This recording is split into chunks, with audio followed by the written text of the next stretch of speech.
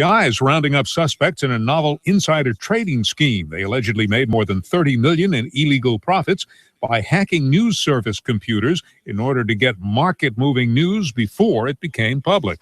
S&P futures are down 15 points. This is CBS News. Today, more than ever, Americans need a means to protect their life savings. Birch Gold Group offers peace of mind for your nest egg through a rollover to an IRA backed by physical gold. Take advantage of the long-term stability that gold provides by investing in a gold IRA from Birch Gold Group, the precious metal IRA specialists. Call Birch Gold Group today at 888-999-5191 and receive their free information kit on gold. Call 888-999-5191. That's 888-999-5191. This is Charles Osgood. There are a lot of complicated things in life: rocket science, taxes, and tying a bow tie. But insurance does not have to be one of those complicated things.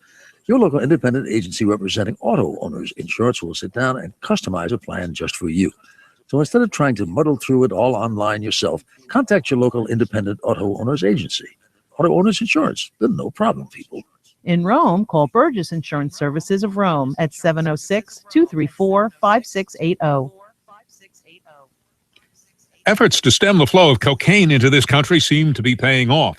CBS News correspondent Bill Whitney has the story. The Coast Guard says it seized nearly 60 tons of cocaine off Latin America's Pacific coast so far this year. Admiral Paul Zukunft credits a loosening of budget restrictions. I am using every available asset that the Coast Guard has and using the great relationships we have across the interagency to detect, and sometimes remotely, this pernicious threat to the United States. Most of the cocaine was found on small, fast boats called pangas, but some was taken from makeshift submarines. 215 suspects have been arrested. Bill Whitney, CBS News. Police in Hickory, North Carolina are after a man who put on a clown costume, knocked on a woman's door at 4:30 in the morning, and took a swing at her with an axe when she opened the door. Police say the woman, who wasn't hurt, recognized the man when she pulled off his mask. Frank Sedapani, CBS News.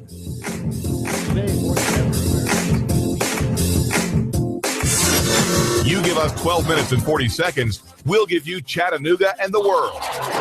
News Talk 1240. Live from Chattanooga, Tennessee, it's Nooganomics with David Tulis.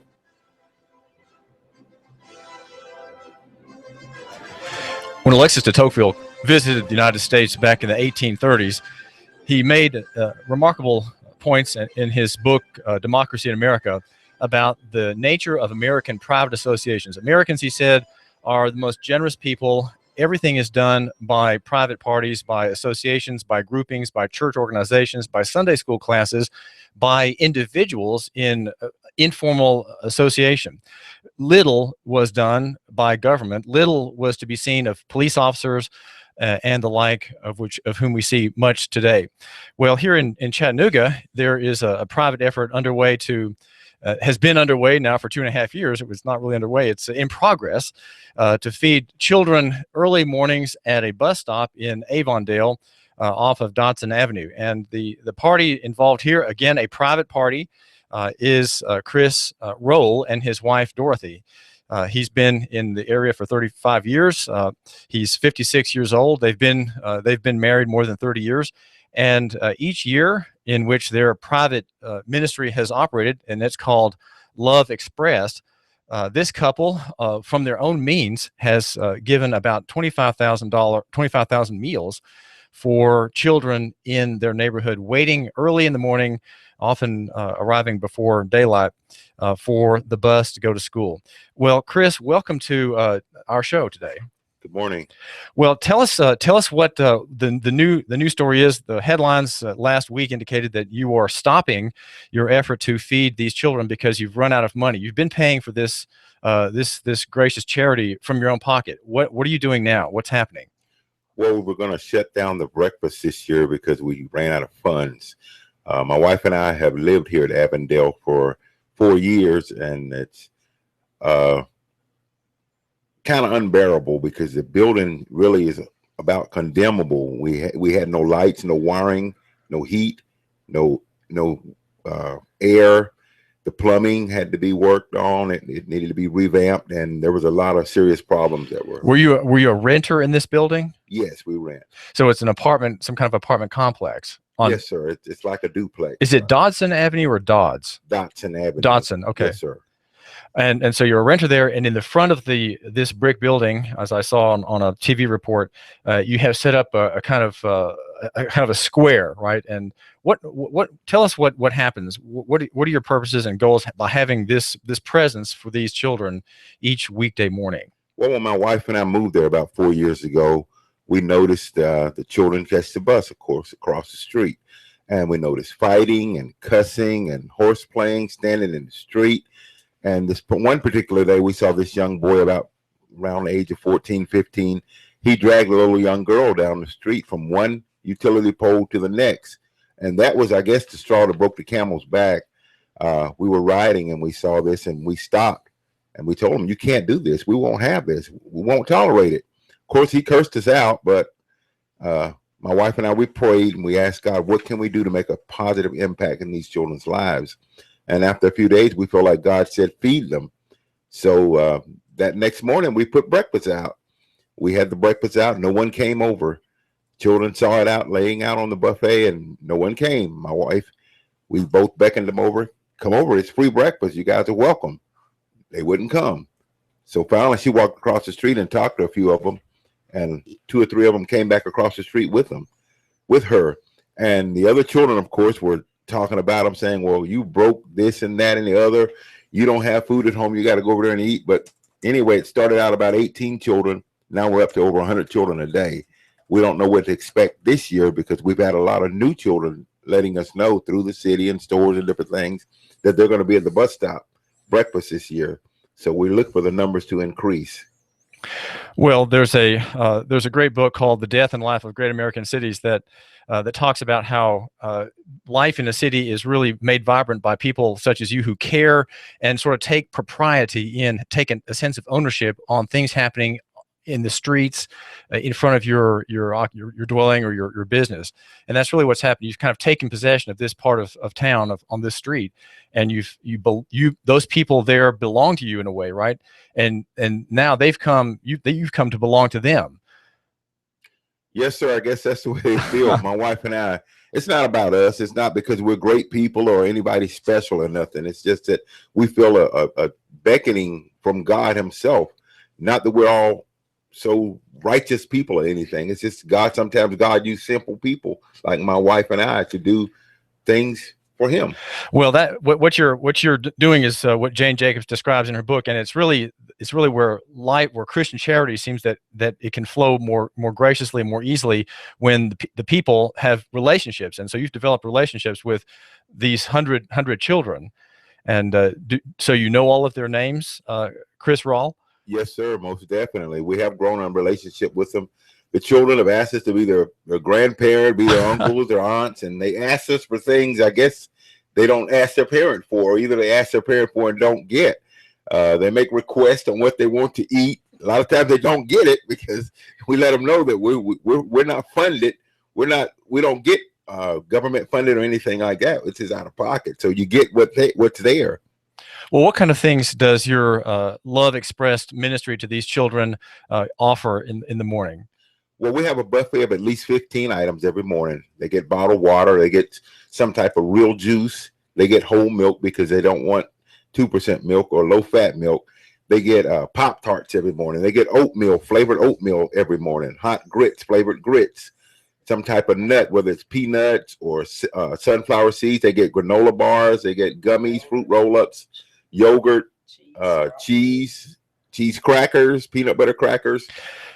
We're going to talk with Dorothy now about what a typical morning is like. Dorothy Rolle and her husband, Chris, run this ministry. It's called Love Expressed, out of their own pockets, and they're now making an effort to raise funds. They have a GoFundMe page, and the name of that page is Help the Rolles. Now, Rolles is R-O-L-L-E-S. That's Help the Rolles, R-O-L-L-E-S, and they're trying to raise funds. They've raised thus far about $1,750, and they're hoping to get maybe about $10,000 to pay for the amenities for these children. Well, Dorothy, Chris is telling us some of the things that you serve these children. Talk about what a regular morning is like, especially if it's cold. Wow. Well, a regular morning is like each child as they come in, they're greeted by name, and we let them know that they have to sign in to show their presence, that they were there, that they received food, and they just sign in and they begin going down the buffet to get whatever food items that they would like to get. Well, do they take sometimes extra for later in the day, or do they eat it there? Yes, they do. They eat the foods there, but they also take extra food with them, and they're also giving a afternoon snack before they leave to go to school. Well, talk a little bit about what you know of their family relations, their home lives, these children who come to your stop near the bus stop. Well, most of the children that come to the bus stop are coming from dysfunctional homes, homes where, maybe there's some arguing or fighting going on in the home. Maybe they don't have adequate amenities for basic human needs.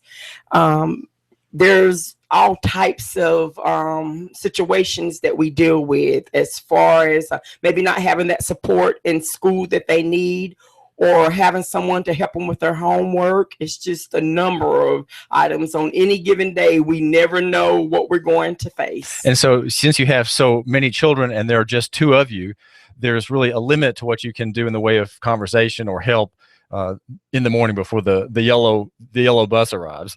That's true. But we not only receive bus riders, we also have car riders as well, because a lot of the parents throughout the Chattanooga community, I guess they have deemed it as a safe haven because the bus stop is monitored. So we also receive car riders.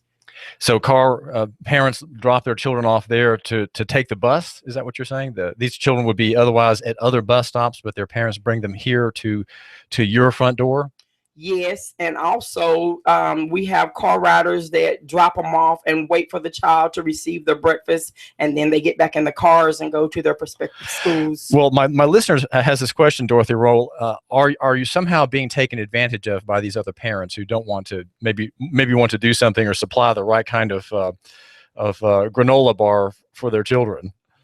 No, I don't believe we're being taken advantage of, because first of all, whatever an adult decides to do or does not do, no one else has any control over that. But when it comes to the child, that's where me and my husband see the children. They didn't ask to come here, so they're just a product of their environment, trying to survive. Well, Chris, I have a question for you regarding the way that your efforts are put forth. You emphasize that this is a private and personal effort. This is private charity from you and Dorothy Rolle together. You're a couple, married couple with you have 4 children and 11 grandchildren. You don't have your children around anymore, but this is your work. Why are you not, let's say, applying for a 501c3 tax exemption, which might make things easier? You are a gospel minister. You are in the Church of God with its headquarters in Cleveland. And what is your conception of the liberty that you wish to have as a minister and a purveyor of private graces?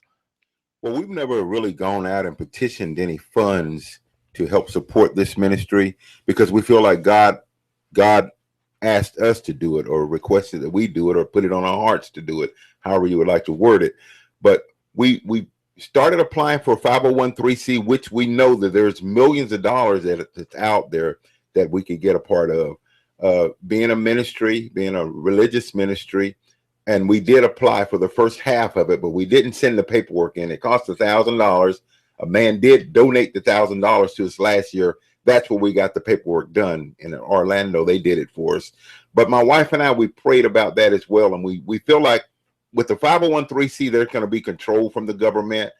They may not want us to pray with the children. There's rules and stipulations that they request before you even send your paperwork in. You have to read over those rules. And we didn't really agree with some of the rules. So we prefer to do it on our own. So what that means is that that my listener, if he's going to write you a check, can't take it off on his taxes if he itemizes his deductions, right? That's the only reason that people want to have a 501c3 so that their donors can get a tax break?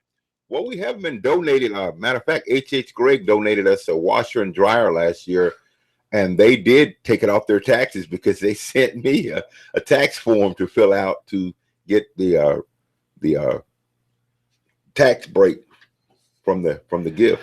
But so you began the paperwork for a 501c3 corp, or an IRS status for charities, but then you hesitated because you want not to have your message obstructed. You don't want threats upon your message. What is your message, Chris Rolle? Well, a lot of the children come there, they're traumatized. We have children who've had murders at their front door in Avondale. We have children, like my wife stated, they live in dysfunctional homes. We have children that come as early as 4 o'clock in the morning, and we don't start serving until 6. They sit on the steps. Even in the cold, we've had children in 20-degree weather with T-shirts on, short sleeve T-shirts on. We come out and ask them, why are you here so early? I can't sleep at home. My mom and her boyfriend were fighting. We have children saying, here it is Monday morning. Do you know where my mom is? She hadn't been home all weekend.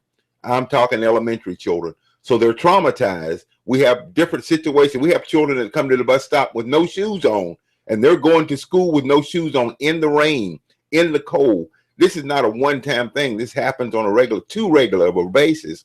So my wife and our heartstrings are tugged at these things. They're not our children. They're not our relatives. We're not related to one of them. But when you see things like this, what do? That's what motivates us. It's all about the children. Well, what is the message that you're trying to convey to these young people? There is hope.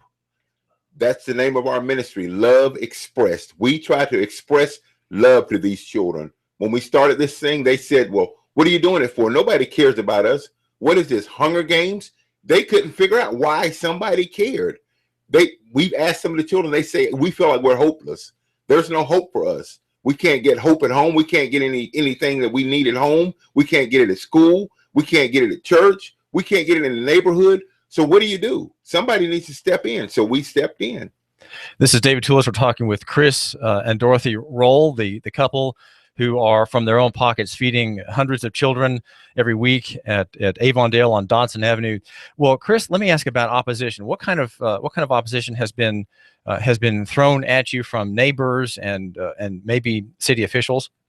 Well, the first strong opposition we got, we were sitting in a Avondale Neighborhood Association meeting at the Avondale Center one night, and my wife and I just hear the meeting going on, and we were sitting there listening, and they were talking about the couple across the street, which we're next door to the Avondale Center. They were talking about the couple across the street. They wanted them kicked out of the neighborhood, and their reason why, because we were the eyesore. We had signs hanging saying free breakfast and different signs letting the children know, trying to grow the numbers, and they didn't like it. After so long, my wife raised her hand and she said, well, those people that you all are talking about putting out of the neighborhood, that's us. And instead of them recanting and feeling ashamed, they went on to say, yeah, we've talked to Moses Freeman and we're going to get you kicked out of the neighborhood. And I told him, I said, well, I stood up. I was upset because my wife was crying at this time. And I said, well, those are not our children. They're not our relatives. They're your children. They're your grandchildren. They're your cousins and your uncles and aunties to some of these children. We're feeding your children and you want us kicked out of the neighborhood? And I also pointed out some of the other real eyesores in the neighborhood. Why don't you do something about that? But that was our first opposition. We then had opposition with the bus transportation system. They wanted to move the bus stop because they were saying it was hazardous that the children were catching the bus there, which they've been catching the bus there years before we got there. The third opposition we got was this permit, this special air market permit that we needed for our 23rd and East Kelly. Well, say something about that. Where is this permit? What is the location for this permit on 23rd and East Kelly? How far is that from you? What is it for? And what is the activity going on under the permit? Well, this permit on 23rd and Kelly, their address is 2201 East Kelly. And that permit, we sell wares, we sell sundresses, socks, produce and things to provide for the ministry. And without us selling, the ministry was going to shut down. And that's why we aired that we weren't going to be serving breakfast this year, because we had opposition with this. We had opposition with certain people in the neighborhood that did not want us to get the permit, which we did get the permit. But that's just another opposition. So at that meeting, which occurred on a noon, I think early last week, were there people at that meeting complaining about the Rolle's effort? Yes, sir. There was a couple people that opposed, and of course, we stated why we needed the permit. The mayor was all for it. The city was all for it. They did everything they could to help us with it, and thank God we did get the permit. Well, all right. So now, what the effort now that you're undertaking is to try to tell people such as my listener about what you're doing, who you are, why the listener should care, and so what's happening at GoFundMe? Well, Christy Wilson set up a GoFundMe account for us last week, and it's up to about $1,750. She put the goal at $10,000. We spend about $3,500 a month, which I have paperwork, our budget, and we have different paperwork that we brought here this morning to show you. We have all of our receipts. We try to stay pretty much transparent, which we know that's not the norm for a religious organization, but we try to stay transparent because we feel like if people are going to give something toward this ministry, they should know where the money's going. And your effort, Chris and Dorothy Rolle, is that of grace. You're trying to extend grace to people because you're practicing Christians. Yes, sir. And grace is what every son or daughter of the Lord Jesus has given to him or her, right, by Christ's death on the cross. And you're just replicating, you're reproducing that very idea in these early morning gatherings outside of your front door. Yes, sir. I mean, we have children that we pray with on the spot, and that's one thing maybe a 501(c) will be against. We have children that pray themselves. We've had circles of children to pray because we let them know at the end of school year that we might not be serving this breakfast next year because of the funds. And they prayed and they said, Lord, please help Mr. and Mrs. C. This breakfast is needed. They wrote on the sidewalk, this breakfast is awesome. This breakfast is amazing. This breakfast is a godsend. Each child wrote in chalk what the breakfast meant to them. And they were all astonished that someone would even come and try to oppose what we're doing. Well, so how can my listener get a hold of you, Chris or Dorothy? Well, our phone number is 423-771-5181.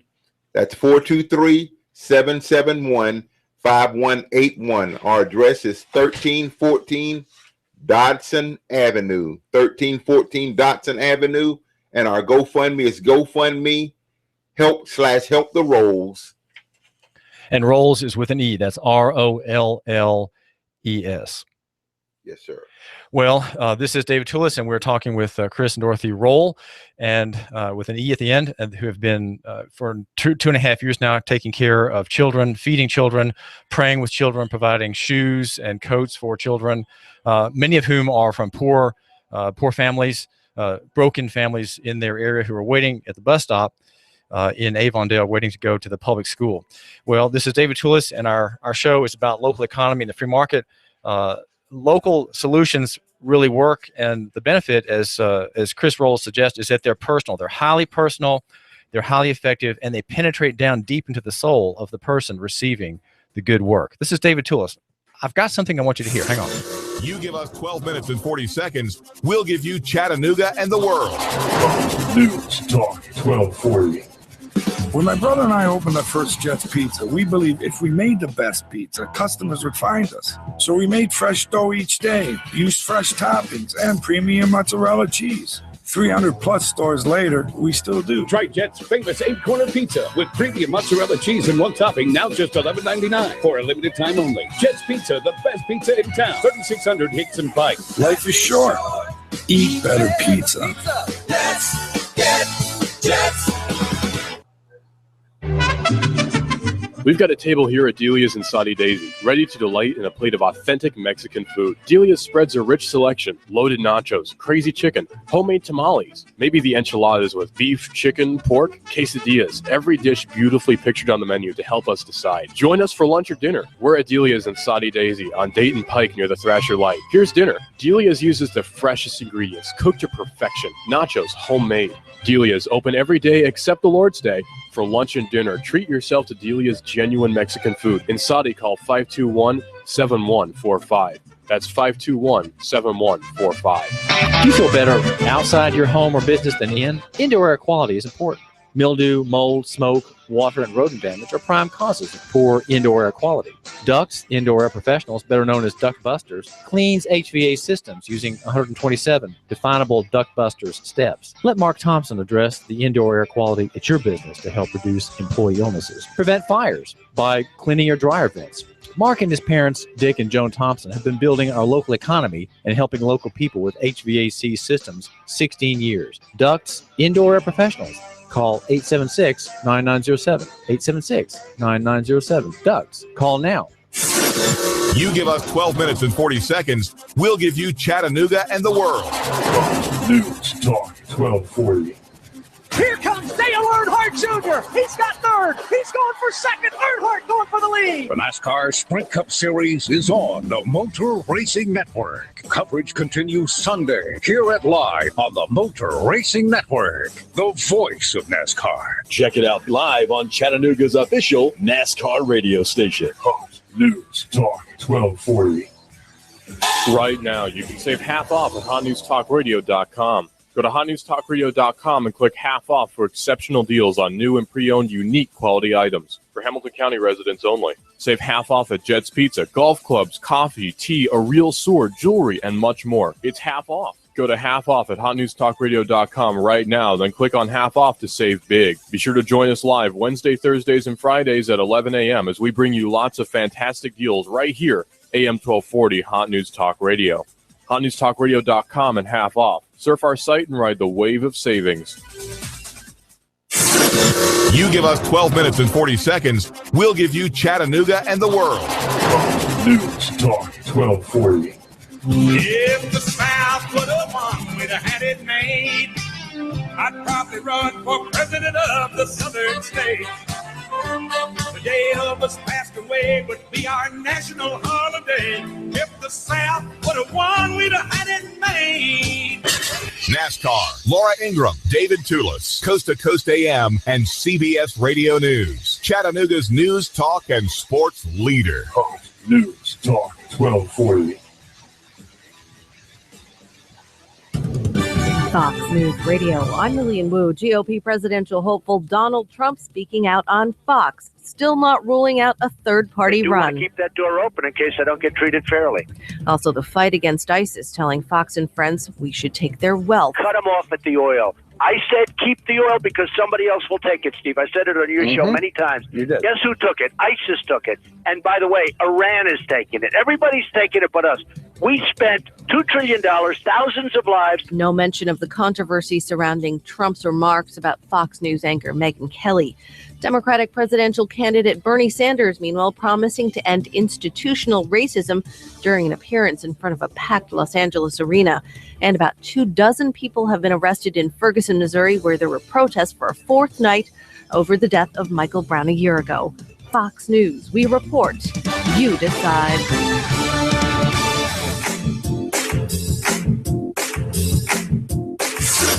You give us 12 minutes and 40 seconds, we'll give you Chattanooga and the world. News Talk 1240. Live from Chattanooga, Tennessee, it's Nooganomics with David Tulis.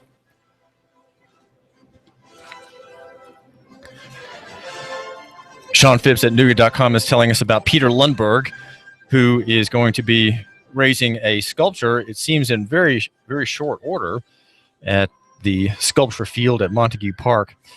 And it will, he says, begin underground as a steel structure, and there's a concrete cast that will be formed and cured, and then it will be unearthed, he says, with a large crane and moved to its standing position. I guess that's it has to be built underground to allow the thing to stand in production. There's a quote from Peter Lundberg, who the sculptor, who says, "For the people of Chattanooga who have recently lost loved ones, it is impossible for me to express my sadness. My sculptures are inspired by nature and express rudimentary elements of life, nature, science, spirituality, and passion." And that's a quote from Sean Phipps's story about Peter Lundberg's sculpture to honor the men who were slain by the faithful Muslim martyr, Mohammed Abdulaziz, and of course they're in the headline. They're all called hero. Every soldier who is killed is a hero, and only when the tide of war, if there is a war, is so great that individuals no longer are counted or even mentioned in the obituaries, then they're not heroes anymore. They're just losses. But here there are just a few in number, and they are equated to heroes. TV9 also has an account on the honoring of the fallen. And it is regarding an event Saturday it is a memorial service that will have some high-level officials coming, including Ash Carter, the Federal Secretary of Defense, and the Secretary of the Navy, Ray Mabus, according to TV9. There'll be other dignitaries, and they will be here Saturday to express their appreciation to the Chattanooga Police Department and emergency responders for their hard work on July 16. Andy Burke is quoted as saying, "We want to make sure that our local heroes know how much they are appreciated. And for us to heal, we need to do so as a community. This is an opportunity," Andy Burke says, "for us to come together and do that. Our community has shown what it means to be Nooga strong, and we want to have a turnout that exhibits that on Saturday." The event is at McKenzie Arena at UTC, and there'll be military regalia, military marching groups, and the like. This is David Tulis. I do thank you for joining us here at AM 1240, Hot News Talk Radio, the show that covers local economy and the free market, and in Chattanooga and beyond. And you might say it covers and makes the argument for Nooganomics. Nooganomics is the free market here. And I have particular interest in the free market here because you, my listener, are here. You either live in Hamilton County or nearby, or you are here at this moment, conveying yourself in a motor vehicle of some kind, maybe in commerce, maybe privately down the highway, and you've tuned into our station, the station at which you report, and the world decides. We're on smartphones well beyond the reach of our pulsing 1,000-watt tower in Saudi Daisy. You get the TuneIn Radio app and just type in Hot News Talk Radio, and you can easily mark us as a favorite for any of your shows that are live and local. Now, mine is the number 4 show. I do want to thank you for remembering to give me a couple minutes of your time as you're doing something else. We know that radio is a utility, and you're always doing something else when you have occasion to tune in to us or phone in to us, if you will. If you're on a computer at work, you can readily call up our website, which is hotnewstalkradio.com. Minimize the screen. The purpose of that site has one goal: to play what we have going on now live. It's not visual. It's simply the orality of our expression. Okay, you just hear us, and that is really what radio is all about: the theater of the mind, the argument of thinking people, trying to bring you, the listener, to a better state of mind, maybe a better state of feeling, and certainly, as we are hearing from Chris and Dorothy Rolle, a closer sense of proximity to good people who are doing what Alexis de Tocqueville made note of in his book Democracy in America, and that is the private charity, the private, non-governmental, non-coercive, non-regulatory, non-bureaucratic good deed arising from the claims of the gospel on individuals, on families as well. We are members of Trade Bank of Chattanooga. Just want you to know about Trade Bank.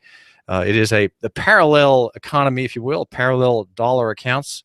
Trade Bank dollars are what we spend and what we receive in payment from any of our 400 local among any of our 400 local partners here in the Chattanooga area.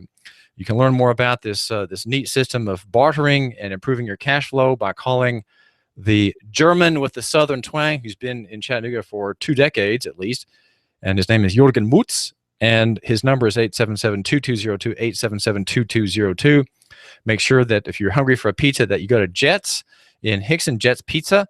And if you are having problems with your air conditioning unit, think that our sponsor is Superior Air, with the bright orange vans floating around town, bringing resolution to your mechanical problem outside your rear window. You want to hear a roar and you don't hear one, and superior air will be there to make that unit glow once again with cold air, right? Not warm at this season.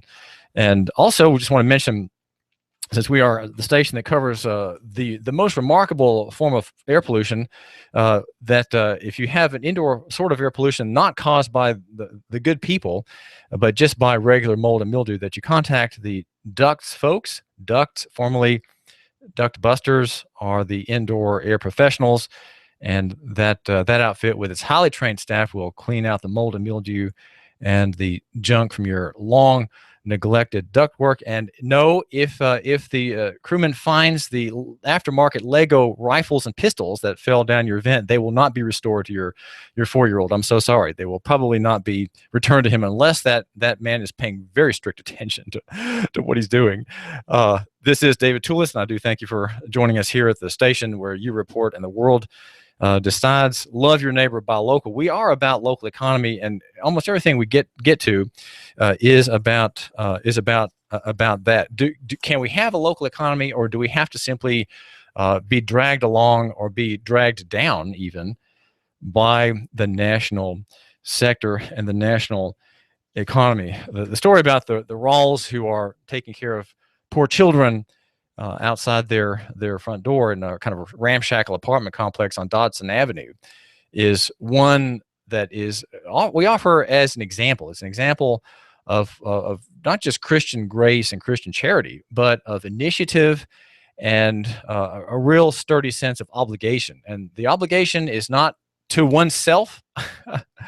It's not to oneself at all. It's to the other, right? And that's what the marketplace really is about. If you appreciate its origins, the origins of the free market system, is always in that template of Christianity, the kind of Christianity that Chris and Dorothy Rolle espouse. He is a Church of God minister headquartered in Cleveland, and he's a father of 4 children, a grandfather of 11 children, and he's a man who's about doing good works, and that's what the marketplace does. The marketplace, even among the corporate actors, right, the impersonal corporate actors whose existence is totally rational, purely rational, absolutely impersonal, even those entities, right, the corporations, even they have to follow the biblical template of looking out for the other. Now, one party that doesn't have to do that is the politician. The political figure of our modern day has forgotten his real service. And we have had in Chattanooga yesterday, we had Ted Cruz, who is a federal senator from Texas, and apparently not an American citizen, though there's not been really enough noise that I've seen about that question. He was born in Canada and was here in Chattanooga. He has, if you go to Nooganomics.com, my website, I've got posted a link to a 15-minute video that is his presentation at a church in Chattanooga, the one right across the highway from the Marine Recruiting Center on Lee Highway that was shot up by the Muslim faithful Muhammad Abdulaziz, the man who was not radicalized but simply living out the precepts of his doctrine. And Cruz made several bold claims in his speech. He got right to business, as you can see in the video, that well, number one, he's going to rescind all unconstitutional and illegal executive orders, of which there are no doubt probably a couple hundred that have been signed in the past 4 or 5 years, maybe the past 10 years.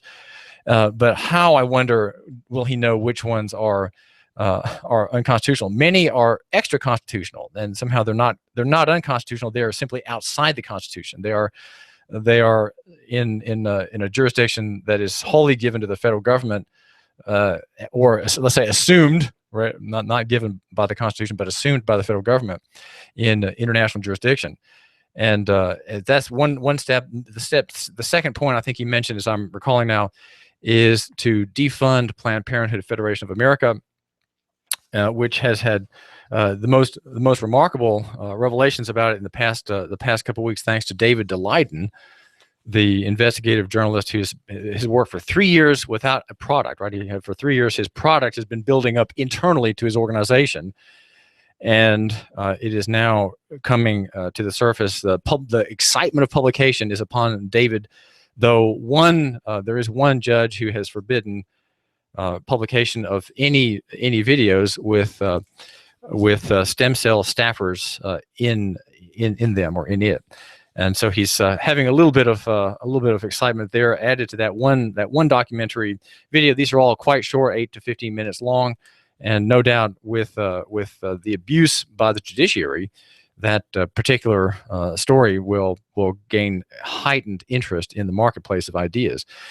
Cruz is pro-life. He is a practicing Roman Catholic, and I'm not sure exactly how many children he has, but he has sterling credentials as a member of that Christian sect, the largest one in the country, the one very well represented in all the branches of the federal government, exceedingly represented, perhaps, in the federal government. The story in the Chattanooga Times-Free Press says Cruz says if he becomes president, he'll stop trend of radical Islamic terrorism, and that seemed to be a point on which he labored quite readily.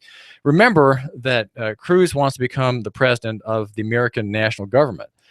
Well, and you say, well, David, you're just saying obvious thing. Of course he does. That's what the president is. He's the chief executive of the executive branch.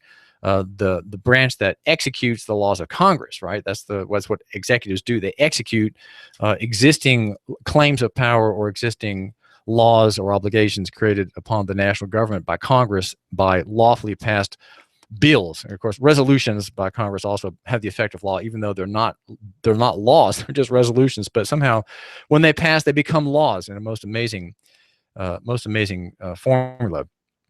To the bottom of which I have not gone. Have not pursued that as a question of interest. Well, what is it about elections that makes us so gregarious? When we have candidates come, we have debates among Republican candidates. We somehow think that, wow, we can really talk about our future. We can really discuss where the country's going to go. And as we do that, what we're doing is we're forgetting local economy. We're forgetting the free market here, and we're somehow thinking that, well, maybe things can be better, maybe more can be done for the people of our country if we just get the right man in office. Well, is it not true that no matter who gets elected, the government always gets in? How does that work? Every time we have an election, the government is the same. It does not change. If you inject truth into politics, Will Rogers says, you'd have no politics. Well, I think that's a bit cynical, and I don't really believe that. I believe that every official has a duty before God to not offend any of God's commands, number one. And number two, if he has an authority to which he binds himself by oath to God to uphold and obey, well, that he should do so, and he should limit himself to that authority. Now, our Constitution is a document of enumerated powers. It is a grant to Washington by the states and the people in them to do certain things, and under the enumerated powers doctrine. But the good people have, since the time of Roosevelt and even before, have expanded certain 3 clauses, for example, the Commerce Clause, and expanded them so that really the government can exercise any power it wants. And the judiciary will agree that, yes, the federal government does have this power, as it did recently in the pro-lug-butt decision, the anti-marriage ruling, Obergefell. And there, of course, that department of the national government, the High Court, declares what the limit of its authority and the national government's authority is against whom and over whom. That's right, over the states and over you. Well, what about elections? Are elections really, do they really help us, or is there some way we can say, for the benefit, for the interest of local economy, we're not going to pay any attention? Is there a benefit to simply ignoring Ted Cruz? Well, there's a writer whose book I've read only parts of in the way of excerpts, Benjamin Ginsberg. I think I'm not sure where he's from, but he has a book that talks about mass opinion and how mass opinion is used to create state power. And he has the argument that elections are things that really limit the people's role. They limit the people's role because they are a soporific. They are a sop. They give you something that you think is a benefit to you, but which really is not. It is a kind of substitute for real power, real authority, real say. He says that whatever the precise character of legal constraints on popular influence through voting, elections inherently limit mass intervention into governmental and political processes. So in other words, we have elections so that we won't intervene ourselves in the process of politics or government. And he says, to begin with, elections limit the frequency of citizen participation in politics. So if you have a presidential election and you can vote for Rand Paul or Ted Cruz every 4 years, well, that keeps us at bay, right? That we don't have we're impotent until that time, when we then think we have some benefit on taxes and on interventions, on terrorism and all these. The surveillance state, we can have a say on the surveillance state by voting for Rand Paul, we think, right? Or Governor Christie. If we want to have more surveillance, well, we will be taken and smitten by that chubby candidate. In the United States, elections occur at fixed points in time, Ginsburg says, and grant elected officials the freedom and authority to govern without fear of citizen intervention for a defined term. So long as participation is confined to periodic voting, officials have an opportunity to overlook public sentiment about the conduct of public affairs much of the time. Moreover, elections, he says, limit the scope of mass political participation. All right, you think, well, hold on, isn't the election the exact thing of mass political participation? Well, he says it limits the scope of it. Elections permit citizens to take part only in the selection of leaders. The mass public does not directly participate in subsequent policy making. You can hear the professor in the way this man writes. Though there may be links between citizens' choices among candidates for office and choices about the government's actions, elections do not usually function as referenda on issues or policies. Indeed, as we shall see, elections in the United States tend, for the most part, to focus mass attention exclusively on the question of who shall govern. I think it should say whom shall govern, and to divert it away from questions of how and what. How and what the government shall do.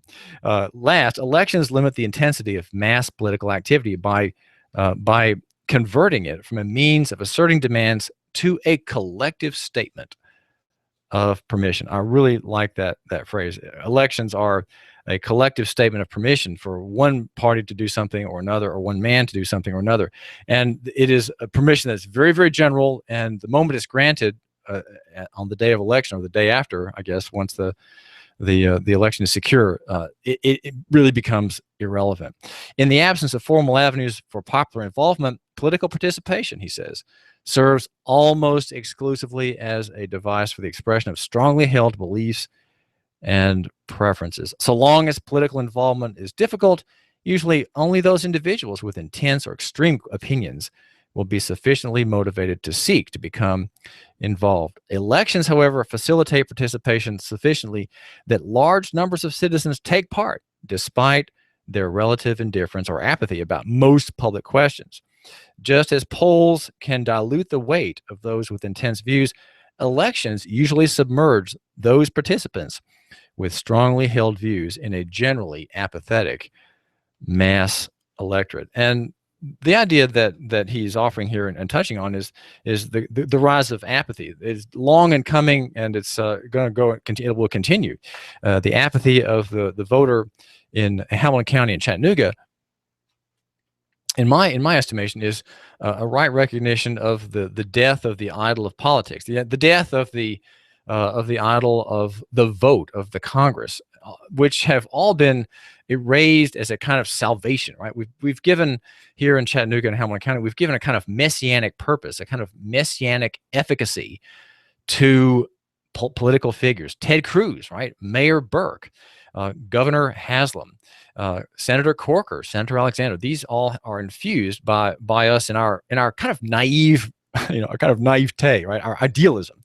We think that somehow if we just get them in or get them out and replace them, that we've done our part and we are secure. Somehow we forget that for 4 years minus a day, right, the election day, for 4 years minus a day, we live under their government, and their even their misgovernment, their commercial government. I'm a great skeptic of commercial government, and there's something I want to get to. If you go to my website today, Nooganomics.com, I do have out there for the Man Who Matters an analysis that comes on some moldy and dusty files in Tennessee, touching on the whole question of the liberty of travel. Now, I'm not an expert in that question, but it's been on my mind for 20 years, and I've thought a great deal about that particular liberty of the right of movement. Right, you have a property right in marriage, you have a property right in owning a car, you have a property right in owning a business or a trademark, and also in travel. Travel is a very important means of exercising your right to property, right? You're buying and selling, you're going to serve someone in a job, you're going to deliver a finished product to someone. These are all great benefit to you and to your prosperity. And I'm thinking in this direction. I've published an essay today about this question, of one of several, and I would invite you, my listener, the man who matters and the man who thinks, to consider the whole idea of the use of the public highway as a matter of right. The language in that direction is not as strong in Tennessee as in other states, but it's still there. There are vestiges of that ancient right that's not more than 80 years gone, as we think. I think it's not gone. I think it's still there. It's just we've kind of not seen it. And shame to say, not a single member of the bar, I'd like to suggest, has argued the case correctly, that there is a constitutional right to travel by automobile, by the conveyance of one's choice. Though lawyers, ones I've talked to, have just slapped down this suggestion entirely without even thinking. My hope is to make people think about the prospect, especially since there are Hispanic immigrants, there are Guatemalans, Hondurans, farm laborers, workers of all kinds who are exercising this right. You, my Anglo-Saxon white Caucasian friend, or you, my black listener, you're not free to do this, and yet they are. So what is the problem here? The problem is in enforcement, and not the law. I think the law is okay. It's enforcement that's a problem. What does that mean? Well, that's the police problem. We have the police problem on this point as well. This is David Tulis, and we're going to talk now about this question. I've got an expert who's thought long and hard about this, a man who didn't marry, in fact, in his 50s, didn't marry because these questions obsessed him, and he's been involved in a lot of cases touching on the right of travel. I've got some things I want you to hear. Hang on.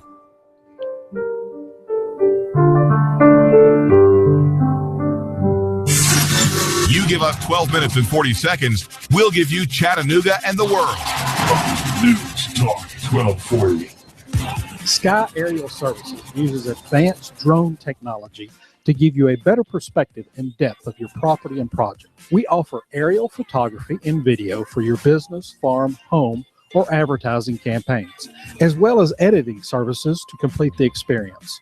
Call us at 423-521-0284 and see how we can help you tell your story about your business, property, or project. We work with real estate professionals, both commercial and residential, developers, engineer inspectors, surveyors, ad agencies, auto and boat dealers, mapping services, insurance inspectors, corporate marketing, charity events, weddings, and photographers.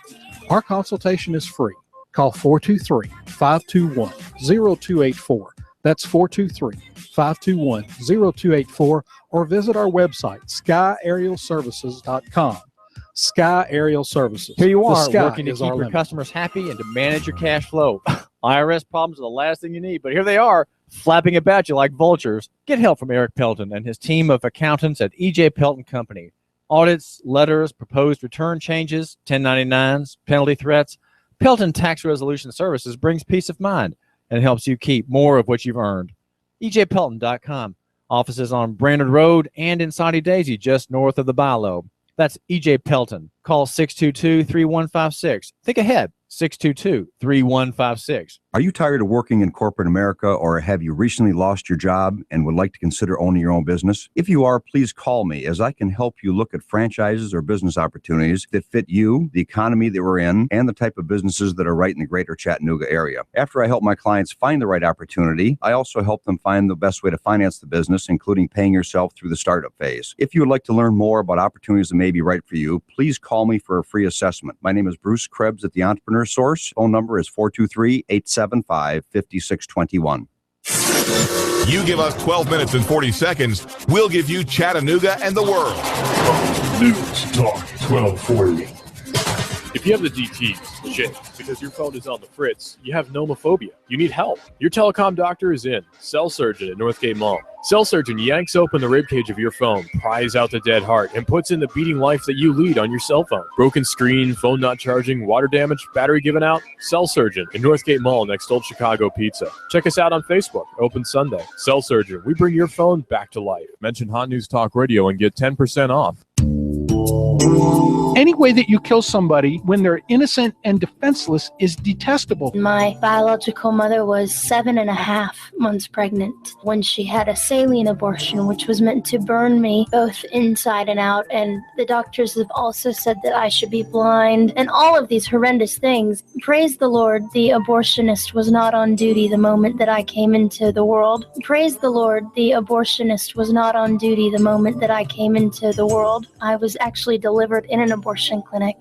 Had he been there at the time, he could have ended my life with strangulation, suffocation, or leaving me there to die. But a nurse called an ambulance and had me transferred to a hospital. Had he been there at the time, he could have ended my life with strangulation, suffocation, or leaving me there to die. So then I was placed in the incubator, weighing 2 pounds, and they said I would die. And yet I just kept on living. I'm David Tulis, inviting you to make the move with me 9 to 11 a.m. weekdays here at AM 1240 Hot News Talk Radio. The David Tulis Show, featuring Nooganomics.com for Chattanooga and beyond. 9 to 11 a.m. weekdays. Hot News Talk 1240. If the South would have won, we'd have had it made. I'd probably run for president of the Southern states. The day Elvis passed away would be our national holiday. If the South would have won, we'd have had it made. NASCAR, Laura Ingraham, David Tulis, Coast to Coast AM, and CBS Radio News. Chattanooga's news, talk, and sports leader. You give us 12 minutes and 40 seconds, we'll give you Chattanooga and the world. WSDT Sunny Daisy, Chattanooga. CBS News, I'm Frank Sedapani. Donald Trump made the rounds of the morning cable news shows, fielding questions about his post-debate feud with Fox and a lot more. Live to CBS News correspondent Stephen Portnoy. Trump seems to have buried the hatchet with Fox. He's on that network twice today. On CNN, Trump said he agreed with a newspaper columnist who today called him the most fabulous whiner in politics. I'm a whiner, and I keep whining and whining until I win. There may be some crying in Rick Perry's camp. His donations are drying up. Political analyst Larry Sabato. He's no longer the incumbent governor of Texas, and his chances of winning the nomination are vanishingly small. With little cash on hand, Perry's staff is now going without pay, and some are starting to look for other jobs. Frank? Democratic presidential hopeful Bernie Sanders is still drawing big crowds. 16,000 turned out to hear Sanders in Los Angeles last night, and the country's biggest nurses union endorsed him. FBI agents have been out corralling hackers and stock traders who allegedly conspired to beat the market. CBS's Vicki Barker has that. 5 people arrested so far, 9 indicted in New Jersey and Brooklyn, New York, in what federal prosecutors are calling an international hacking and insider trading scheme that generated more than $30 million in illegal profits. The suspects allegedly hacked into publishers of company news releases for advance word of mergers and other big deals, then allegedly traded on the stolen information. 6 federal agencies were involved in the case, the biggest of its kind so far. Vicki Barker, CBS News. China hopes it's found the tonic to give its export-driven economy a jumpstart. They want to boost exports, and so they've decided to devalue their currency. That makes their exports less expensive in the U.S. and other developed economies, so it should allow them to export more. Economist Gus Fauché says devaluation will make American products more expensive in China, and that could hurt U.S. companies. Two newlyweds from Mississippi have a court date on terrorism charges. CBS News correspondent Jeff Pegues. Investigators say the couple planned to join ISIS overseas and intended to use their honeymoon as a cover. But the Mississippi couple never made it out of the U.S. The FBI arrested them before they could get on a plane. Any health threat from arsenic and other toxic chemicals that spilled into two rivers that run through Colorado, New Mexico, and Utah should go down over time. Until then, river and well water may not be safe to drink. New Mexico officials are asking everybody who has those private wells to at least take 48 hours, maybe even up to a week, for testing results to come back on their private wells to see whether or not it is contaminated. CBS's Maria Villarreal in Farmington, New Mexico. Since the riots last year, $500 million in new investment has poured into Ferguson, Missouri, creating 1,000 jobs. But pastor and protest leader Charles Shelton says the pace of change isn't enough for those who've been left behind. Until those resources that they need come available, you're going to still have these young people out here that need some attention. There was some rock and bottle throwing at protest last night. In early trading, the Dow's down 170 points. This is CBS News. Are you drowning in IRS tax debt that you can't pay? At People's Tax Relief, we have programs available to help you, including our Emergency Mediation of Taxes, or EMT program. If you qualify, you'll get a reprieve against collections. Asset seizures will be suspended. Some accrued penalties will be waived, and collections will be suspended altogether. Call People's Tax Relief to find out if you qualify at 800-916-2100. That's 800-916-2100. 800-916-2100. Have you heard? Proactive Plus is faster and better than ever. Stay tuned for a 1,000,000 bottle giveaway, and you'll also receive free shipping. With Proactive Plus, your acne can heal, and you can help prevent new breakouts. Don't miss this limited time offer. We're going to let 1,000,000 people try Proactive Plus risk-free and get 2 free gifts, and also receive free shipping when you call right now. Call 800-393-6272. That's 800-393-6272. Los Angeles neighborhood is looking back at the bad old days when it was torn apart by racial strife. CBS News correspondent Steve Futterman. As tensions continue in Ferguson, people here are remembering the Watts riots, which began 50 years ago today. It was the most traumatic experience of our lives. There was looting and shootings. For 6 days, large sections of Los Angeles resembled a war zone. 34 people were killed. This man says it was a landmark moment. It opened up the United States. It opened up their eyes as a whole that black people are people too. Steve Futterman, CBS News, Watts, California. 71-year-old woman was sitting in her north side Pittsburgh home last evening knitting when a bullet flew through the window and hit her in the left leg. The woman is in stable condition. Police say they found spent shell casings near a playground across the street. Frank Sedapani, CBS News.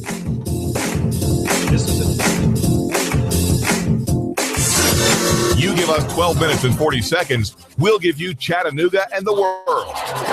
News Talk 1240. Live from Chattanooga, Tennessee, it's Nooganomics with David Tulis. Make sure you patronize our local economy diner, Delia's Authentic Mexican Food in South Saudi Daisy.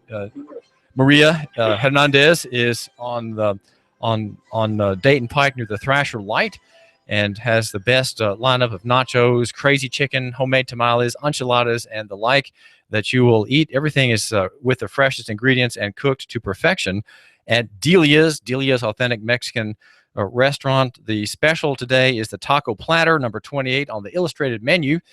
And that's $1 off. That's $4.99. Mention Hot News Talk Radio, or just mention me, David Tulis, if you can remember that name, and you'll get a free iced tea, or maybe your wife will get a free iced tea, or one of your workers, if you're buying lunch today at Delia's, will get his sweet or unsweetened tea at no charge. Just mention our radio station or me, David Tulis. I do thank you for joining me here on our show. We're every morning here at AM 1240 Hot News Talk Radio, looking at local economy and the free market and trying to defend same and provide examples of the freer life versus the more regulated life that people who are friends of and subject to the good people lead. One topic that I have stressed as an odd area of liberty that we are overlooking is the use of the public road. And I have some questions today for a man who's thought about this a great deal longer than I have, and has written legal briefs and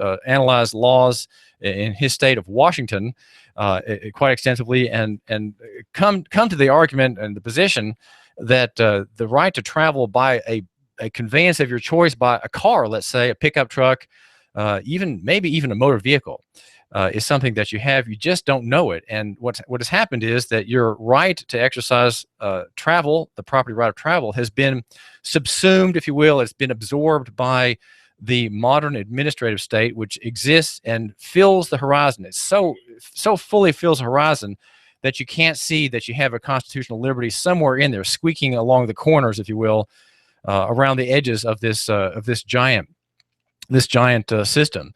But I believe it's there in Tennessee, and I believe that my website, Nooganomics.com, is the place to go if you want to see where that liberty is, that narrow road, that crooked, tight road there along the public way, even, I would say in the middle of the public way, is there. And that we are wise to think about something that we've lost only by our ignorance, only because we've been bluffed into thinking that we don't possibly have that right, that all using of the road by motor vehicle, as it's called, is by permission only, by license. David Myrland of Seattle, you're 58 years old, you're a bachelor, you're kind of a lifelong belligerent claimant in person. What is it that you've discovered about the motor vehicle statute of your state, and maybe even of my listener's state here in Tennessee? Well, thank you, Mr. Tulis, for having me on your show once again. It's always a wonderful experience. You're a great host, and your audience is lucky to have you. My name is David Myrland. Nothing you'll hear me say is intended as legal advice. Anything that sounds like that to you, just consider it something somebody else might do on a planet far, far away where the law matters. It doesn't matter here. I prove it on a daily basis. Believe it. Get ready to write. I've got a couple things to give you that'll lead you to a whole bunch more information that I have on the web. So get ready to write. You're going to get the name of my website and a number for a TalkShoe.com page where an archive of my radio interviews and other shows are posted for your listening enjoyment. The Motor Vehicle Code, state by state, generally is a title that seeks to regulate the exercise of the state-granted privilege of operating a motor vehicle upon the highways of the respective states. A state-granted privilege. We know that a state-granted privilege is not a right, and that a right is not a privilege. They're two different things. Recently, very recently, you saw the merger or the collision of these two things, where you have the state issuing licenses to get married, and yet it's readily acknowledged that it's a common law right. It's a constitutional right to get married. What are they doing licensing a right? And this is where they jumped right over regulating a right into granting a privilege. They're two different things. And without getting into that decision, you're welcome. The topic of the difference between a state-granted privilege and a constitutional right is where the argument is made when I make the argument that I have a right to use the road, and therefore the privilege code does not apply to me. And it's one thing to say that the legislature did not do something. It's another thing altogether to say this is what the legislature did. The first one is before research, and the second one is after research. When you research the law to find out what the legislature in fact has done, versus the first one, you're not going to make a constitutional right a privilege, are you? That's without research. I presume the legislature has not done that to us. Well, we just have to pass the bill to find out what's in it. You heard Nancy Pelosi say that about the health care bill. You'll notice that I did not use the president's name to describe the health care bill. You're welcome. We all woke up to the terrible news this morning out of Washington, D.C. It's all over the internet. We got the same president today as we did yesterday, but we shall persevere. Now, I have the right to travel, is the argument I make, and I have not. Of course, I'm not going to go 50 states, state by state, and start in 1909, 1910, where the first motor vehicle codes were put into place, and research each of the 50 states and bring it forward to find that the legislature drafted a very narrow code to begin with and never broadened it to include vehicles that aren't used in commerce upon the streets. But that's the fact in Washington state. 1915 to 1921, there was a very narrow definition of motor vehicle and public highway that obviously applied the motor vehicle code only to those vehicles used in commerce on the street. And they never broadened it. They never stated an intent to widen the scope of the code to include other subjects. And in Washington state, this is fall of 2005, I was reviewing a 17-page brief that I wrote for traffic court, and ticket after ticket, they just ran from this brief and were dismissing tickets. And I said, what the heck about this brief scares them so bad? And I read it like 10 times, and each of those 10 times, one particular phrase stood out to me. Obviously, because of how many Supreme Court cases I've read, there was a particular phrase that sounded artful. It was Chapter 1, Section 1X of the Highway Licenses Act of 1961 here in Washington State that defined public highway as any way, lane, street, road, boulevard, or other surface open as a matter of right to public vehicular travel. And I said, that sounds artful. Open as a matter of right to public vehicular travel. I went to Google, I typed it in, I got 464,000 hits. It's in the law everywhere from coast to coast. And we know that they say, oh, it's not a right, it's a privilege granted by the state. And so I got a question. Listen to this paragraph from a 1925 U.S. Supreme Court case.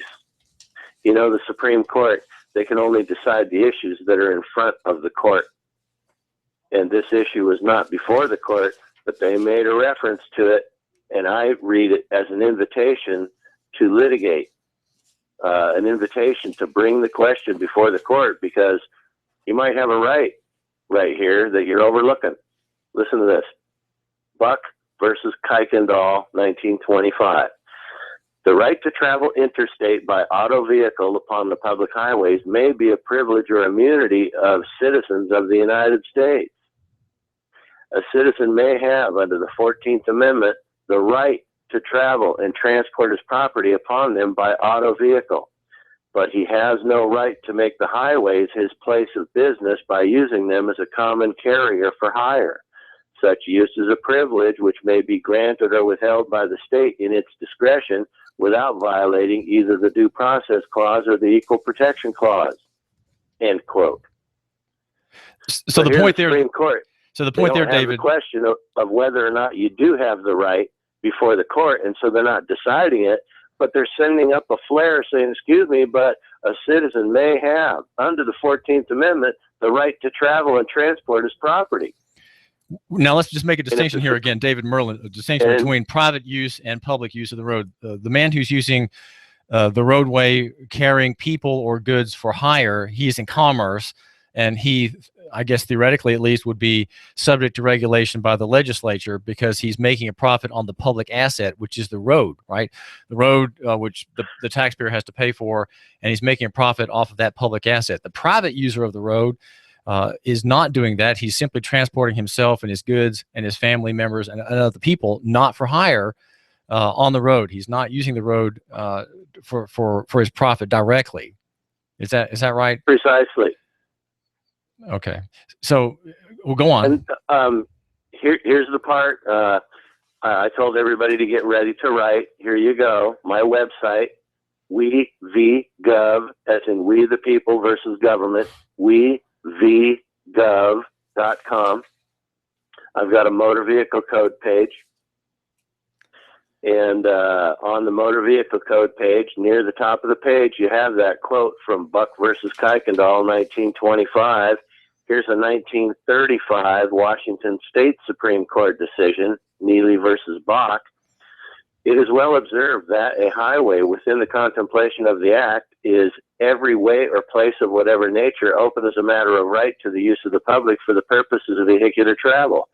There can be no question but that this definition is broad enough to include streets in incorporated cities because they are open as a matter of right to the use of the public for purposes of vehicular travel. And this phrase, open as a matter of right, is everywhere from coast to coast. On my motor vehicle code page on wevgov.com. That's wevgov.com. Page. Yes. Well, go ahead. I'm just repeating your website. So what make the distinction there? Near the top of the page on wevgov.com, motor vehicle code page, you see 4 links for 4 different search engines: Bing, Yahoo, Google, and AltaVista. I'm going to click on Google, and it gives me the results for the search for open as a matter of right to public vehicular travel, and I get 3.52 million hits. What if you put TN everywhere in front from of it? Coast to coast? What if you put Tennessee in front of that phrase, David Myrland? What do you get?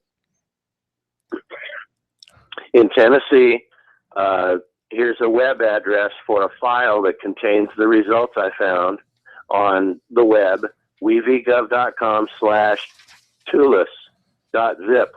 That's Tulis with a capital T, Tullis. It's got one L. Zip. My name has one L. wevgov.com/Tulis.zip.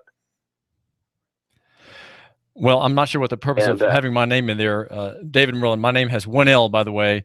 And well, all right. So where are we going with our discussion? We're trying to suggest to the listener of our show here, David of Seattle, that he has a right in traveling that he's not exercising because he somehow yielded his right to travel to obtain something evidently better, and that's a privilege. Why do people obtain the privilege of having a driver's license to use the public road? Why does everybody do that? Why is it such a pervasive compulsion in our modern day? Is it just propaganda, or are we somehow deficient in what we know? What's the problem, David Myrland? I make the argument that we haven't relinquished that right. We have been coerced out of it. We are being deprived of this right. It's so that government can make money. It's the same thing they did with the health care bill, the Internal Revenue Code. Everything is about money. Americans are rich. They have this great new country with this Constitution, and we're the bankers, and we're going to move in here, and we're going to take money from them all day long and get the government so strapped that it's actually borrowing money that we print out of thin air and loan it to them with interest. Everything about this is about money. And what you have is a motor vehicle code that's only supposed to be enforced against companies, enforced against individuals as well. And this is why the traffic court rules are so limited in scope. You can't raise certain challenges because companies don't have constitutional rights. Did you commit the infraction or didn't you? It's a court that's intended originally to address violations by companies of regulations that regulate the use of the highways by people engaged in commerce. They said, we make a lot of money at this. Let's just coerce everybody out of their right and make them take this privilege, and don't teach the police enough, so they're out there doing the job for us to steal a bunch of money. And when I say that, it may sound extreme, but understand this brief of mine has been in court after court after court, and they typically tell the cop not to appear at the hearing so they can dismiss the ticket. They will not tell me where my right of public vehicular travel evaporated. It went somewhere because it obviously existed at some point in time, and they can't go on the record with the law that says we hereby broaden the scope of the motor vehicle code beyond its original intent, which was commerce. They can't come up with the law that did that.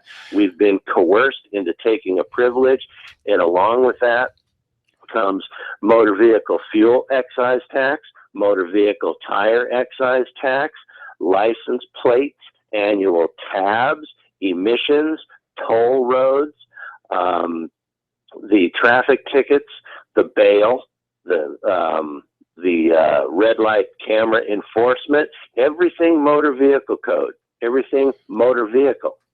Now applies only to the privilege of operating a motor vehicle, when the Supreme Court at one point in time says, you know, a citizen might have a right to do this. It's not a privilege. Well, let me ask you, David Myrland of Seattle, the operator of wevgov.com, a question about my listener's constitutional rights. He has a constitutional right to travel about without being waylaid by the police unless there's probable cause or a warrant for his arrest. How is it that police agencies and sheriff's departments convert by harassment, perhaps, that innocent and harmless activity of using the public road into a crime? How do these agencies at trial show mens rea, which is to say guilty mind? Every criminal case has to have the element of guilty mind, that the defendant knew he was doing something wrong and he deliberately violated that wrong, or violated the law, or didn't care about it. When is mens rea or guilty mind ever brought up as part of the accusation? And why do lawyers not, as far as I know, use that as a defense in these traffic cases? Well, first off, traffic court is a very lowly station among public servants. Traffic court is the divorce attorney of enforcement. It's the slime, it's the grease in the wheels. There's nothing lofty or glamorous about being a traffic court judge. Those are called corporation courts. They are there to bring in the money, and their job is measured by how much money they make. And so if you raise an issue like this, you have to do so with the determination to appeal it, because it will always result in that. I have no faith whatsoever in any judge. And mens rea, or scienter, is the belief that you broke the law. The knowledge that you broke to break the law. That's mens rea. It's my intent to break the law. If you don't have that intent, then you're not guilty. June 1st of this year, June 1st, just a couple months ago, the Supreme Court reversed a conviction where a guy had posted some extremely violent and disturbing rhetoric on his Facebook page that makes it interstate commerce, and about taking a shotgun into a kindergarten class and launching a mortar on his ex-wife's house, and a bunch of other really nasty stuff in the case of Anthony Alonis versus the United States. His last name is spelled E-L-O-N-I-S.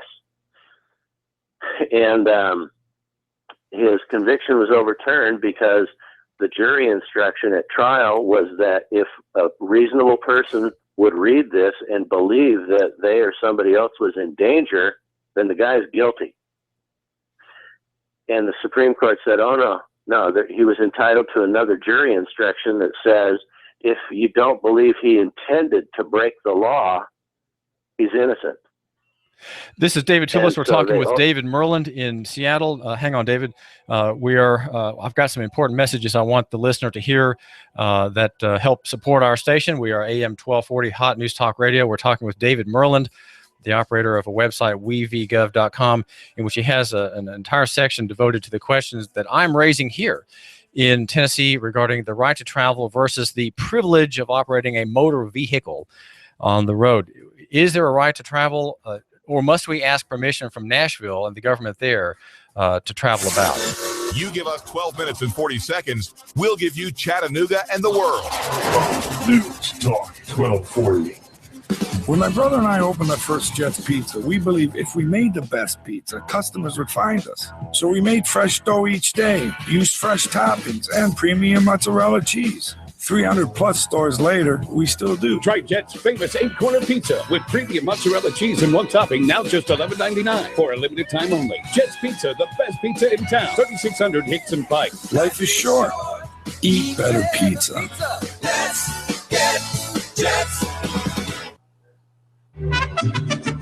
We've got a table here at Delia's in Saudi Daisy, ready to delight in a plate of authentic Mexican food. Delia's spreads a rich selection, loaded nachos, crazy chicken, homemade tamales, maybe the enchiladas with beef, chicken, pork, quesadillas. Every dish beautifully pictured on the menu to help us decide. Join us for lunch or dinner. We're at Delia's in Saudi Daisy on Dayton Pike near the Thrasher Light. Here's dinner. Delia's uses the freshest ingredients, cooked to perfection. Nachos, homemade. Delia's open every day except the Lord's Day.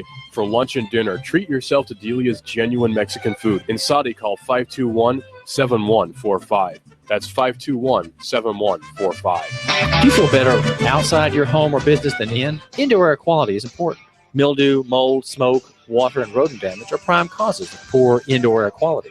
Ducts, Indoor Air Professionals, better known as Duct Busters, cleans HVAC systems using 127 definable Duct Busters steps. Let Mark Thompson address the indoor air quality at your business to help reduce employee illnesses. Prevent fires by cleaning your dryer vents.